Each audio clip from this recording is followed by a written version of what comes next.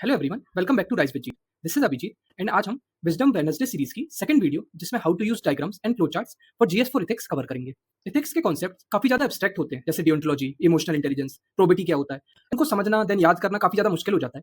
But अगर हम visual tools को इफेक्टिवली यूज कर रहे हैं, जैसे फ्लो चार्ट्स हो गया, डायग्राम्स हो गया, तो ये जो कॉम्प्लेक्सिटी है वो थोड़ी सी सिंप्लीफाइड हो जाती है। एंड मेंस के आंसर में भी अगर आप उनको इफेक्टिवली बना पा रहे हैं तो जितने भी कॉम्प्लेक्स टॉपिक्स हैं उनको ईजी वे में प्रेजेंट करने में हमारी काफी हेल्प करते हैं।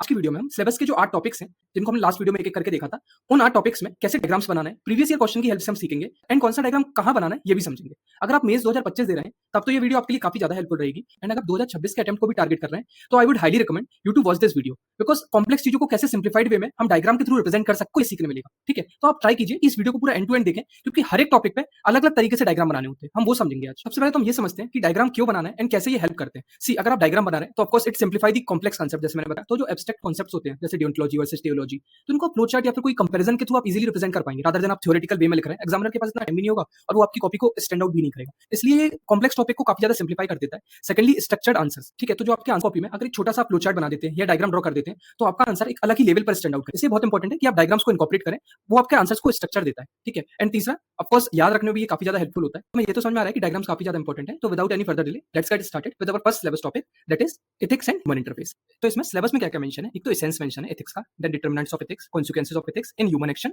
Dimension of ethics, ethics in private and public relation. तो यहाँ पर आपको जैसे एथिक्स वर्सेस मॉरलिटी हो गया, वैल्यू वर्सेस एटीट्यूड हो गया, ये सब समझना है। And then ethics in private and public relation समझना है। इसमें हम कौन-कौन से डायग्राम्स बना सकते हैं ये समझते हैं। तो सबसे पहले तो डिटरमिनेंट्स ऑफ एथिक्स।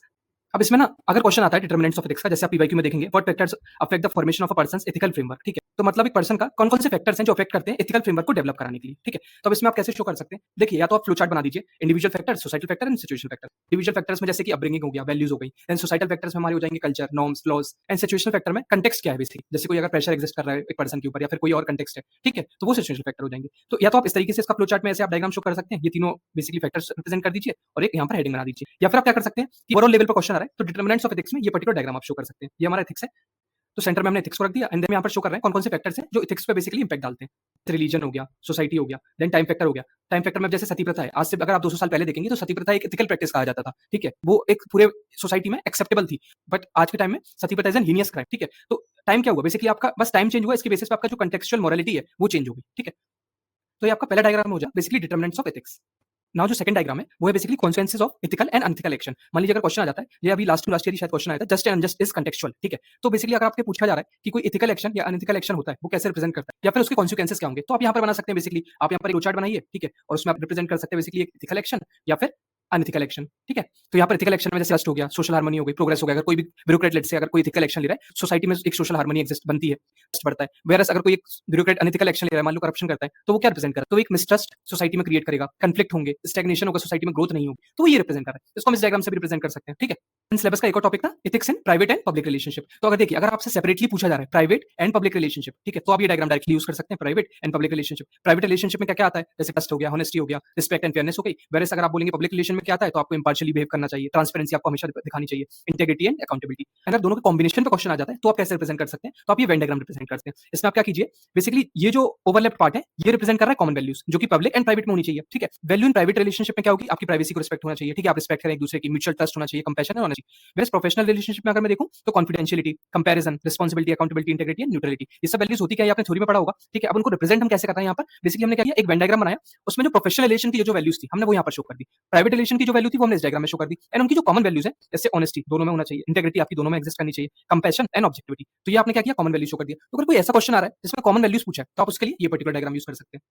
एंड अगर कोई ब्रॉड लेवल पर क्वेश्चन आता है, what are the key dimensions of ethics, तो आप इसके लिए basically kind of a flow chart use कर सकते हैं, basically meta ethics, normative ethics, descriptive ethics and applied ethics. ठीक है, एंड अगर क्वेश्चन आता है importance of ethics in human life, ठीक है, तो अगर आप एथिकल है तो बेसिकली आपका कैरेक्टर बहुत ही ज्यादा फर्म होगा, आप इंटरनल कॉन्शियस लेवल पर काफी ज्यादा स्ट्रॉन्ग फील करेंगे, ट्रांसपेरेंसी होगी, आपका साउंड डिसीजंस होंगे, ठीक है, ऑब्जेक्टिविटी होगी आपके डिसीजंस में, वैल्यू बेस्ड लाइफ होगी आपकी। ठीक है, आप विम्स एंड फेमिनिस्ट के बेसिस पे नहीं चलेंगे, आप अपनी वैल्यूज के बेसिस पे अपनी लाइफ को टेक फॉरवर्ड करेंगे, you will be beautiful and you feel good about your soul. ठीक है, तो गुड सोल, तो these are the importance of ethics in human life.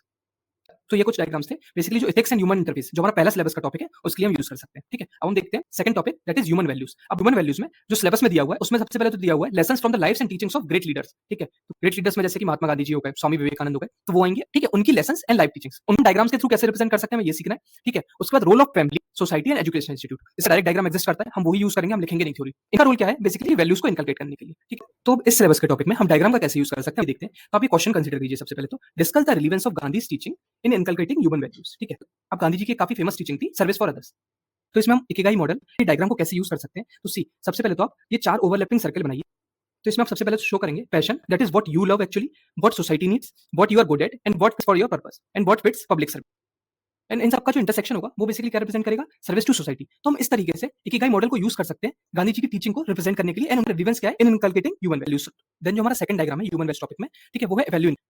अब वैल्यू इनकलकेशन बेसिकली क्या होता है, जब आप चाइल्ड होते हैं, ठीक है, तो चाइल्ड से जैसे जैसे आप बढ़ते जाते हैं तब आपके लिए मल्टीपल सोसाइटल फैक्टर्स होते हैं जो primary socialization and secondary socialization करवाते हैं, जिसके बेसिस पर आपका बेसिकली वैल्यू इनकलकेट होती है, ठीक है। तब चाइल्ड को हम क्ले से कंपेयर करेंगे। अब क्ले को आप कैसे भी मोल्ड कर सकते हैं, ठीक है। तो वो क्ले जब मोल्ड हो रहा होगा तो वो किसके बेसिस पे, किन वैल्यूज पे मोल्ड होगा, जो फैमिली वैल्यूज प्रोवाइड करेंगे। Then school and educational institute कैसी वैल्यू प्रोवाइड कर रहे हैं, ठीक है। देन सोसाइटी एंड कम्युनिटी कैसी वैल्यू प्रोवाइड कर रही है, and lastly government and public policies कैसी वैल्यूज प्रोवाइड कर रही है, ठीक है। इसके बेसिस पे बेसिकली आपका वैल्यू इनकलकेट होता है एक किसी भी चाइल्ड। तो आप ये डायग्राम शो कर सकते हैं basically in order to inculcate the values among the children. Then तीसरा डायग्राम इस पर्टिकुलर सिलेबस के टॉपिक में ग्रेट लीडर्स के लिए आपको ये काइंड ऑफ वर्च्यू व्हील बना, जैसे अगर महात्मा गांधी जी का क्वेश्चन आ जाता है, जो उनकी काफी फेमस टीचिंग्स है, जैसे कि सत्य हो गया, नॉन वायलेंस अहिंसा हो गया, स्वराज सर्वोदय एक्सेट्रा। तो आप बेसिकली यहाँ पर गांधी जी शो कर दीजिए एंड उनकी आइडियोलॉजीज क्या क्या थी, जैसे ट्रुथ एंड नॉन वायलेंस हो गया, तगड़े, सर्वोदय, स्वराज, ट्रस्टीशिप एंड स्वदेशी। अगर आपके पास टाइम है तो आप यहाँ पर थोड़ा सा मेंशन करके बता भी सकते हैं ये पर्टिकुलर वैल्यू क्या रिप्रेजेंट करती है।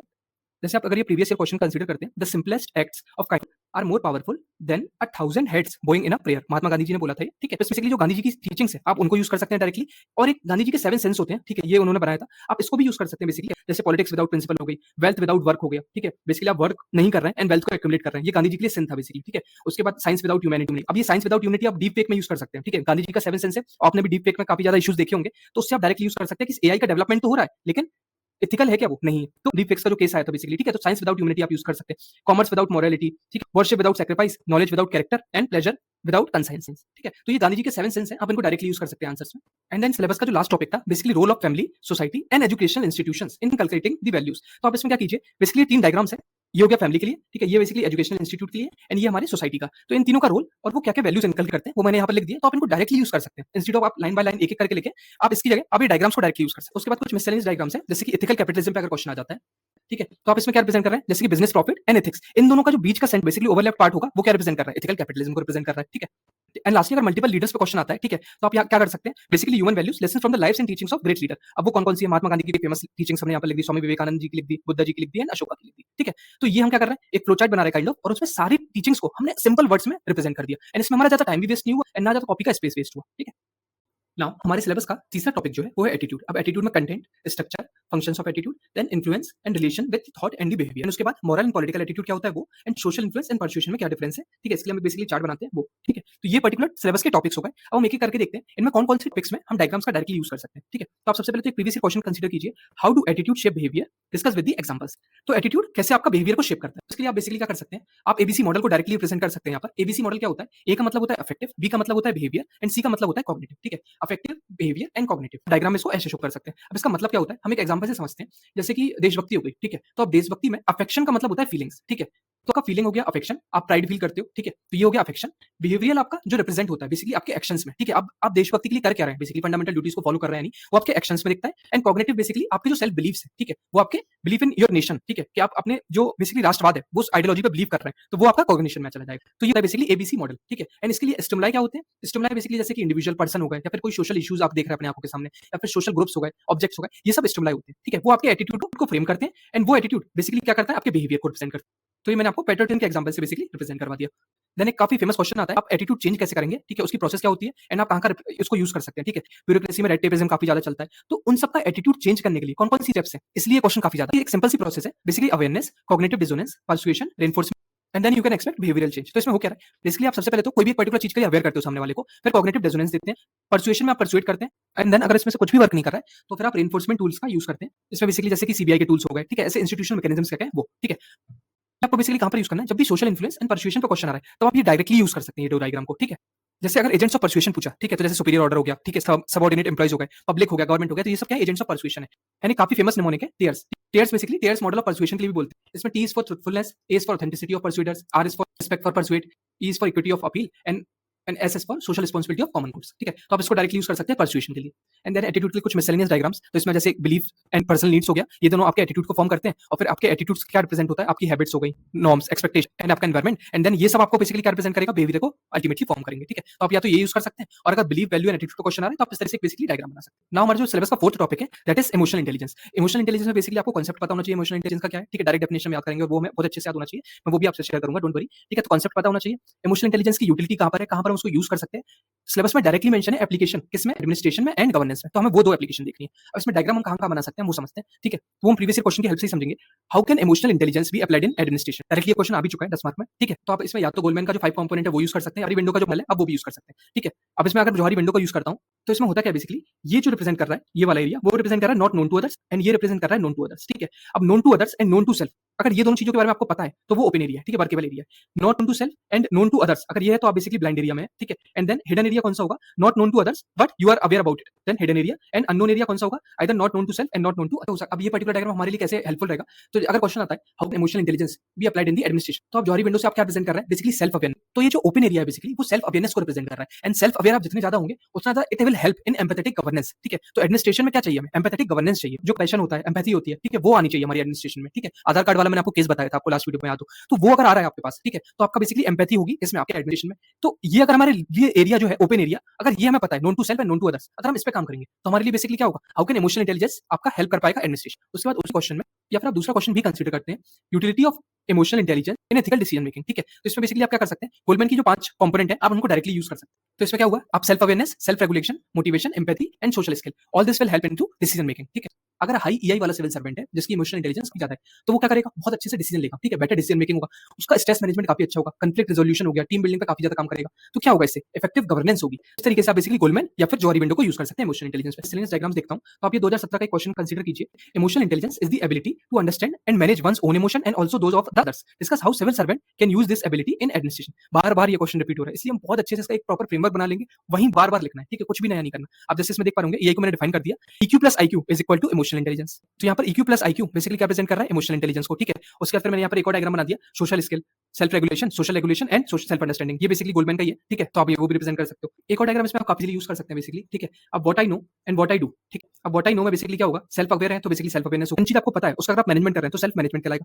अदर्स केसेस में क्या होगा, अगर आप बाकी लोगों के बारे में जानते हैं, ठीक है, what you are aware about others, तो वो आपकी सोशल अवेयरनेस को रिप्रेजेंट करेगा। एंड अगर आप वही अवेयरनेस के बेसिस पर अगर अच्छे से आप एथिकल मैनेजमेंट कर रहे हैं एडमिनिस्ट्रेशन में, तो वो आपका रिलेशनशिप मैनेजमेंट के लिए कहलाएगा। आप ये डायग्राम भी बना सकते हैं। उसके बाद और भी डायग्राम्स है, basically objectivity of law and subjectivity of emotion, इन दोनों के बीच में जो बैलेंस बनाता है वो हमारा इमोशनल इंटेलिजेंस होता है। या फिर आप ऐसे भी शो कर सकते हैं, बेसिकली हार्ट एंड हेड। ठीक है, ये आपका हेड है, इन दोनों के बीच में जो ओवरलैप पार्ट है वो आपका क्या रिप्रेजेंट कर रहा है, इमोशनल इंटेलिजेंस। ठीक है, उसके बाद कंपोनेंट ऑफ गोल्डमैन मॉडल, आप इस तरीके से भी उसको रिप्रेजेंट कर सकते हैं। और इमोशनल इंटेलिजेंस को डेवलप कैसे करेंगे, उसके लिए क्या क्या स्किल्स रिक्वायर्ड है। ठीक है, वो भी मैंने यहाँ पे लिख दिया। ठीक है, आप ज्यादा सुनिए, इंप्रूव लिसनिंग कीजिए, इंप्रूव इमोशनल स्किल्स पे काम कीजिए, कम्युनिकेशन स्किल्स पे। ठीक है, emotional intelligence, role modelling, discussion debate and generating empathy. ठीक है, ये क्या रिप्रेजेंट कर रहा है, how you will develop emotional intelligence. Now हमारा जो 5th टॉपिक है सिलेबस का वो है contribution of moral thinkers and the philosophers. ठीक है, इसमें क्या क्या मेंशन है, contribution of moral thinkers and philosophers from India and the world. ठीक है, तो वेस्टर्न फिलोसफर्स है वो भी, from Aristotle to Gandhi. UPSC expects you compare their philosophy. तो इसमें डायग्राम से ज्यादा बेसिकली आप कंपैरेटिव टेबल्स हो सके तो वो बनाइए, टाइमलाइन अगर प्रेजेंट कर सकते हैं तो वो बनाइए, वो ज्यादा हेल्प करेंगे आपको। ठीक है, जैसे कि यूटिलिटेरियन एंड ड्यूटोलॉजी, ये 2 फिलोसफीज हो गई, इनके बीच क्या क्या डिफरेंस है तो आप वो रिप्रेजेंट कीजिए।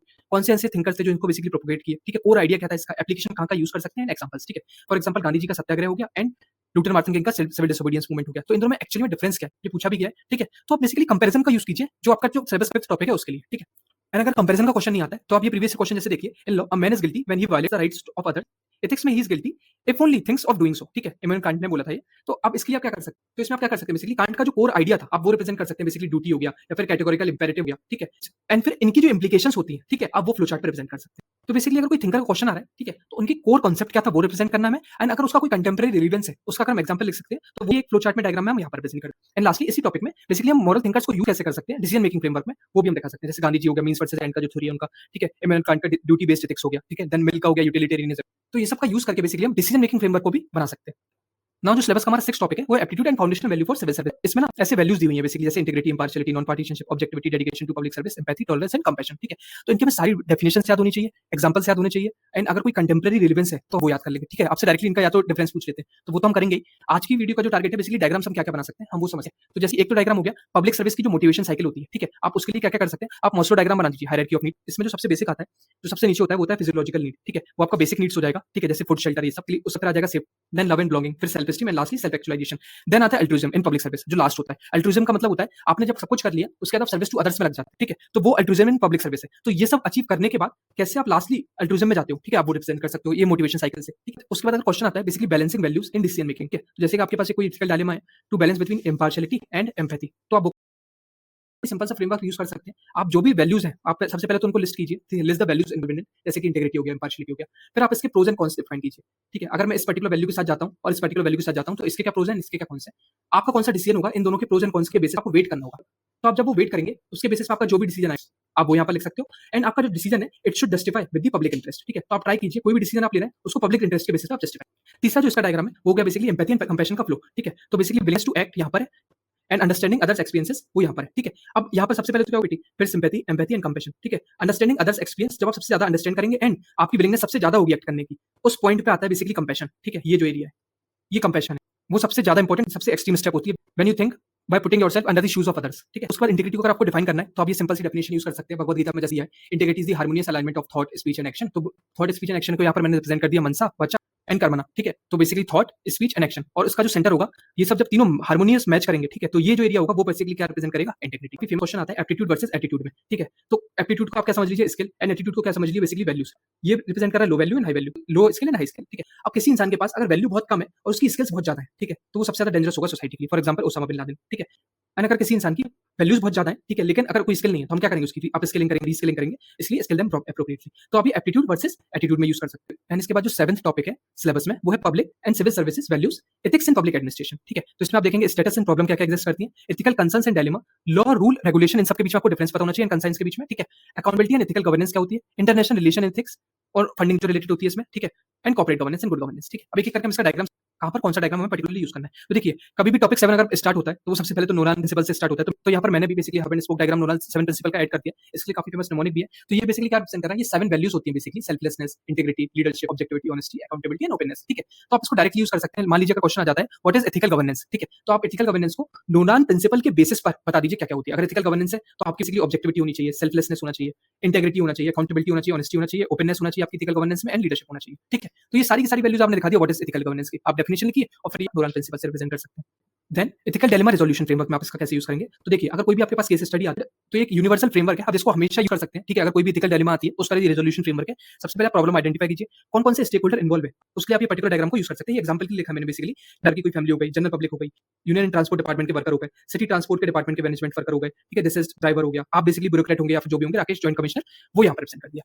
तो हमने आइडेंटिफाई स्टेक होल्डर कर दिए, फिर कौन कौन सी वैल्यूज कन्फ्लिक्टिंग इन्वॉल्व है वो अपने रिप्रेजेंट करेंगे यहाँ पर। फिर हम पॉसिबल ऑप्शन कौन कौन से उन पर ब्रेनस्टॉर्म करेंगे, उन ऑप्शंस के बेसिस पे कोई भी ऑप्शन अगर हम चूज करते हैं उनके क्या क्या कॉन्सिक्वेंसेस हो सकते हैं एंड कौन कौन से प्रिंसिपल इन्वॉल्व है हम वो यूज करेंगे। Then why I would choose a particular option, best option जो भी हम वो यहाँ पर जस्टिफाई करेंगे। एंड लास्टली इंप्लीमेंटेशन, अब फिर हम लास्ट उसका रिव्यू भी करेंगे। अब जैसे ये क्वेश्चन है प्रीवियस क्वेश्चन में, explain the process of resolving ethical dilemmas in public administration, ये जो आपका फ्रेमवर्क है बेसिकली डायरेक्ट आंसर है। एंड उसके बाद अगर अकाउंटेबिलिटी से रिलेटेड क्वेश्चन आ जाता है, ठीक है, तो answerability and enforceability basically accountability होती है, ठीक है। आप प्रॉपर्ली अगर आंसर कर रहे हैं अपनी पब्लिक को, आपकी अगर कोई लॉज एग्जिस्ट करती है वो आप एनफोर्स कर रहे हैं, ठीक है। आपने देखा होगा काफी ज्यादा करप्ट ब्यूरोक्रेटिक ऑफिसेज होते हैं, ठीक है, उसमें लॉज का ना एनफोर्सेबिलिटी ही नहीं होती, लॉज एग्जिस्ट करती है बट वो एनफोर्स नहीं हो रही, तो आप बेसिकली अकाउंटेबल रहेंगे ही नहीं अपनी जनरल पब्लिक के लिए, ठीक है। तो इसलिए एनफोर्सेबिलिटी बहुत जरूरी है अकाउंटेबिलिटी इंश्योर करने के लिए।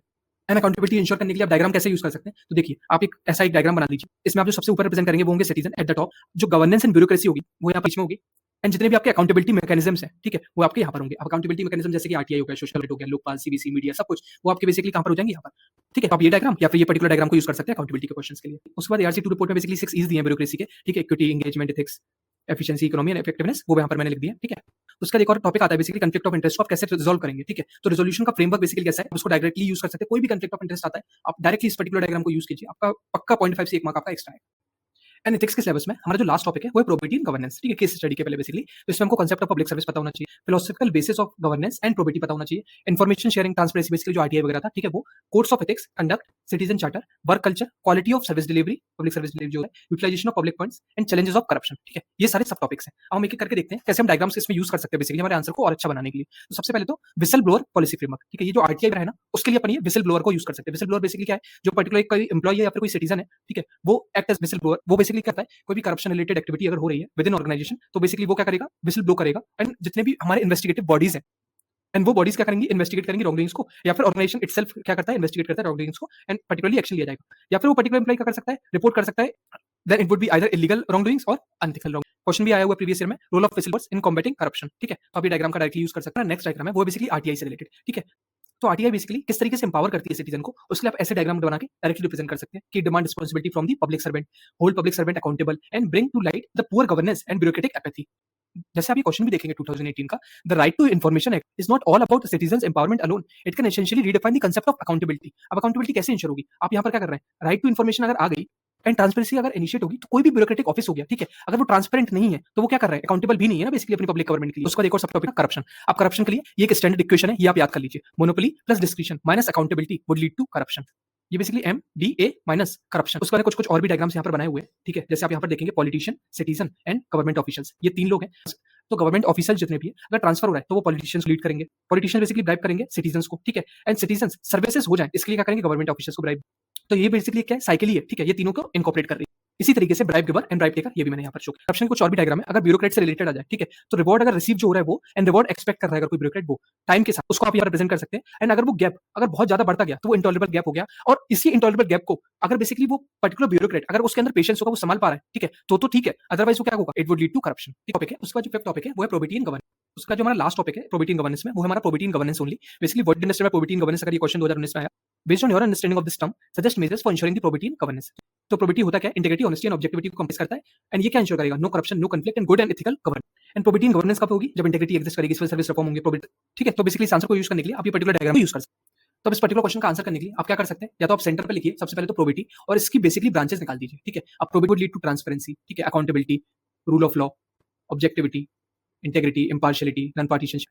तो ये बेसिकली प्रोबेटी इंश्योर करना। How to use this in the answer writing. सबसे पहले तो आप ट्राई कीजिए, जितने भी सिलेबस के टॉपिक है सबके बेसिस पर आप एक एक डायग्राम अच्छे से, जब आप डायग्राम बनाए आंसर कॉपी में तो ट्राई कीजिए एक से ज्यादा डायग्राम नहीं बनाए, too much diagram would also not be good, right. तो इसलिए ट्राई कीजिए आप एक मैक्सिमम डायग्राम ही बनाए, कोई भी एक पर्टिकुलर क्वेश्चन है उसमें, ठीक है। And you don't need to draw very fancy diagrams, clarity is key, ठीक है। आप boxes, arrows and simple shapes का यूज कीजिए एंड प्रॉपर लेबलिंग कीजिए, उससे आपको काफी ज्यादा इंपॉर्टेंट होगा आपके डायग्राम बनाने में। उससे आपके जो डायग्राम्स होंगे वो क्लियरली स्टैंड आउट होंगे, ठीक है। एंड प्रीवियस ईयर क्वेश्चन की हेल्प से आप समझिए इस पर्टिकुलर क्वेश्चन में मैं कैसा डायग्राम बना सकता हूं। केस स्टडी में स्टेक होल्डर की अप्रोच को कैसे यूज करते हैं, ये मैंने आपको काफी सारे क्वेश्चंस में दिखाया हुआ है, तो ट्राई कीजिए आप वो भी इनकॉर्पोरेट कीजिए। So friend, this is it wisdom Wednesday series में आज का topic that is diagrams and charts आपकी इथिक्स के आंसर को कंप्लीटली ट्रांसफर कर देगा। सो मेक श्योर कि आप ये इनकॉर्पोरेट कीजिए अपने डायग्राम। हमने जो पिछले सेशन में detailed syllabus mapping and previous year question का ब्रेकडाउन किया था, उसके साथ ही आप बेसिकली अगर ये विजुअल टूल्स को जैसे डायग्राम हो गया, फ्रेमवर्क हो गया, इन सबको आप इनकॉर्पोरेट करेंगे आपके आंसर्स में, तो काफी ज्यादा अच्छा आंसर आप लिख पाएंगे।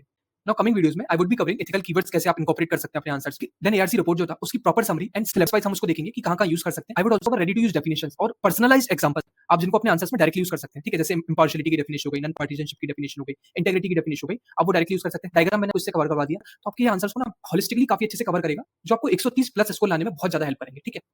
अगर आपको ये वीडियो हेल्पफुल लगा तो मुझे कमेंट सेक्शन में जरूर बताएं, एंड इसका पीडीएफ मैं आपको टेलीग्राम ग्रुप पर शेयर कर दूंगा, तो आप वहां से डाउनलोड कर सकते हैं। This is Abhijeet signing off from राइस विजी, थैंक यू।